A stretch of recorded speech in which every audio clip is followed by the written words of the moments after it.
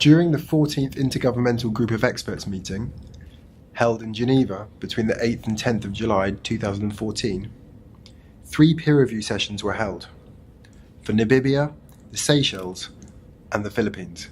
The first part of the Namibia voluntary peer review session was devoted to the presentation of the main findings of the peer review report, followed by a statement by the Deputy Minister of Trade and Industry, who outlined the important work of UNCTAD in building capacities for African countries, Namibia in particular. He reiterated his government's commitments to the implementation of the peer review recommendations in collaboration with UNCTAD. The former director of the Competition and Tariff Commission of Zimbabwe, serving in his capacity as an UNCTAD consultant, presented the peer review report. This report provided several recommendations for institutional and legal reform. These included to review the definitions of terms such as relevant market, dominant position, and essential facility, exempt some activities of statutory bodies from the application of the Competition Act and exercise of the relevant minister's exemption powers, and to make a clear distinction between horizontal and vertical agreements and their competitive effects.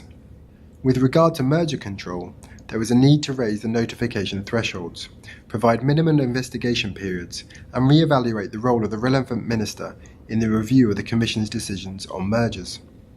Further, the Commission should develop the necessary case handling skills and, in particular, heighten its enforcement capabilities in the area of restrictive business practices.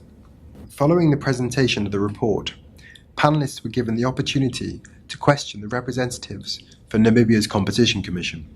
Among the panellists' questions were queries on the powers of the relevant minister to amend or overturn decisions, the exclusion of non-processed agricultural products from the application of competition law, and a wish to know how the Namibian Competition Commission assessed costs and benefits in analysing exemptions.